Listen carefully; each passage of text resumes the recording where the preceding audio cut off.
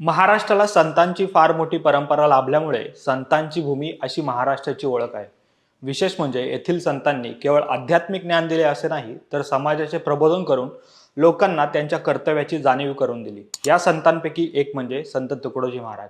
आधुनिक काळात त्यांनी अंधश्रद्धा आणि जातीभेद निर्मूलनासाठी भजन आणि कीर्तन व ग्रामगीतेच्या माध्यमातून समाज प्रबोधन केले होते। तर खंजेरी हा भजन प्रकार त्यांच्या प्रबोधनाचे वैशिष्ट्य होते। त्यामुळे त्यांनी समाजाला दिलेले प्रेरणादायी विचार हे त्यांच्या मृत्यूनंतर 55 वर्षांनाही समाजाला दिशा दाखवणारे आहेत। आज तुकडोजी महाराज यांची तिथीनुसार 55वी पुण्यतिथी आहे। त्यामुळे त्यांच्या पुण्यतिथीनिमित्त आजच्या व्हिडिओमधून आपण त्यांच्या कार्यावर नजर टाकणार आहोत आणि त्याचबरोबर महामानव डॉक्टर बाबासाहेब आंबेडकर आणि संत तुकडोजी महाराज या दोन्ही दिग्गजांची त्यांच्या आयुष्यात एकदाच झालेल्या भेटीचा किस्सा सुद्धा व्हिडिओमध्ये पाहणार आहोत। त्यामुळे हा व्हिडिओ तुम्ही शेवटपर्यंत नक्की बघा। नमस्कार, मी अरविंद आणि तुम्ही पाहतात महाटॉक्स। खरं तर तुकडोजी महाराजांचे मूळ नाव होते माणिक बंडोजी इंगळे व त्यांचा जन्म 30 एप्रिल 1909 रोजी अमरावती जिल्ह्यातील यावली येथे झाला होता आणि अगदी लहान वयातच त्यांना भजन कीर्तनाची गोडी लागली। त्यामुळे आडकोजी महाराज यांना त्यांनी आपले गुरु मानले आणि याच आडकोजी महाराजांनी त्यांना तुकडोजी हे नाव दिले होते।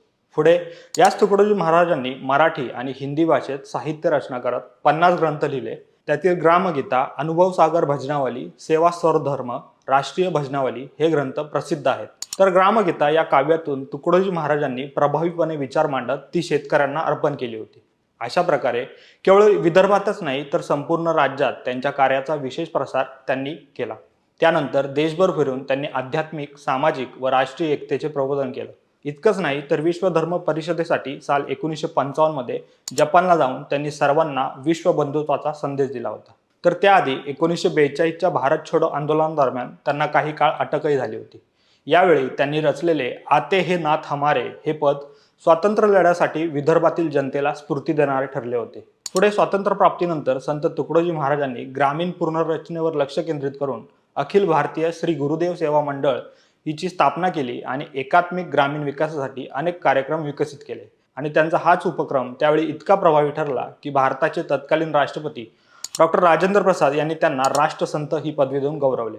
खरं तर संत गाडगेबाबा यांच्याप्रमाणेच तुकडोजी महाराजांना सुद्धा बाबासाहेब आंबेडकरांच्या समाजकार्याबद्दल खूप आदर होता आणि उभ्या आयुष्यात या दोघांची एकदाच भेट झाली, ती म्हणजे 1954 साली।